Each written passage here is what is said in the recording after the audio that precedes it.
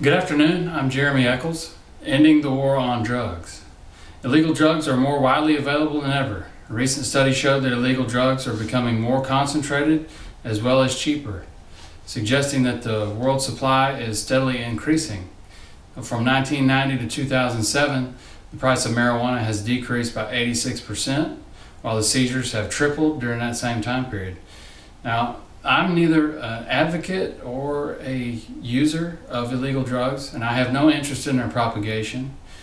But this evidence, or the evidence of the failure of the war on drugs, is so clear that I have become convinced of its futility. So I hope to convince you all of this fact by presenting some of the same information that's been pivotal in my understanding of the issue. Now, there are many reasons for the discontinuation of the war on drugs, but I'm just going to present 4 of the best here today. So these reasons include the historical experience of prohibition of alcohol, the budgetary impact of the U.S. Treasury, for the U.S. Treasury, the constitutionality of the war on drugs, and drug-related violence. So let's get started with the history of prohibition. Prohibition has been historically proven to be an ill-advised policy, as in the passage and repeal of the 18th Amendment, the prohibition of alcohol. Therefore, I think these lessons remain very important for today.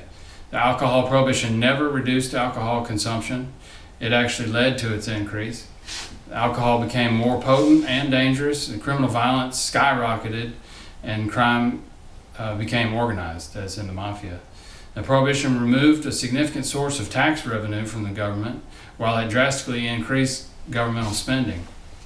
It led drinkers to switch from alcohol to opium, marijuana, cocaine, and other illicit drugs that they would not likely have encountered otherwise. The prohibition led to an overall increase in the deterioration of the national respect for the law. And court and prison systems were stretched to the point of failure. Corruption of public officials was rampant. And in 1925, the author H.L. Mencken wrote, "Prohibition has not only failed in its promises, but actually created additional serious and disturbing social problems throughout society. There's not less drunkenness, but more. There's not less crime, but more. The cost of government is not smaller, but vastly greater. Respect for the law has not increased, but diminished." So prohibition doesn't stop usage. It only stops people from obeying the law. And prohibition didn't work in the 1920s, and it won't now. So we should learn from history of our mistakes and legalize this stuff. The budgetary impact of the U.S. Treasury, for the U.S. Treasury. President Nixon in 1971 declared a war on drugs, and since then we have spent $1 trillion. And what has been gained? I contend that not much has been gained. A Cato Institute study said that legalization would save $42 billion per year in government expenditures. That report also estimates that legalization would result in a tax revenue increase of $47 billion. So at a time of record spending and a $17 trillion national debt, saving $100 billion a year would be a monumental benefit to this country. The U.S. has the largest prison population in the world. 500,000 of those inmates are incarcerated for drug law violation.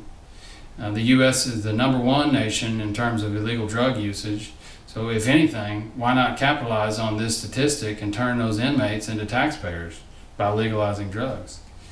Now let's talk about the constitutionality of the war on drugs. So here's a question. Why was it necessary to amend the Constitution in order to ban the drug of alcohol? And then how is it possible to ban other drugs without going through that same amendment process? Well, Justice Scalia, in an opinion that he wrote for Gonzalez versus Reich, alludes to the fact that the interpretation of the necessary and proper language of the Commerce Clause is what has given the government these new constitutional powers, which it apparently was lacking in the year 1919. I added that last part. He didn't say that. So precedence was established in this 1942 landmark case of Wicker v. Filburn. And Justice Thomas dissented in that same case. In other words, he was for the legalization of the drugs that were in question. And I'm going to quote him, he says that personal cultivation and consumption of marijuana is not commerce among the several states.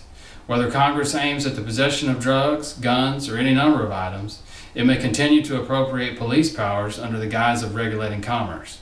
And then he also adds, with this decision, the federal government may now regulate quilting bees, clothing drives, and potluck suppers.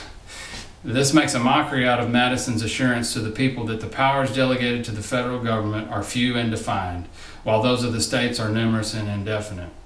So adherence to the constitutional interpretation such as Madison's, who was only one of the writers of the Constitution, would necessarily result in the opinion to legalize drugs. So drug-related violence.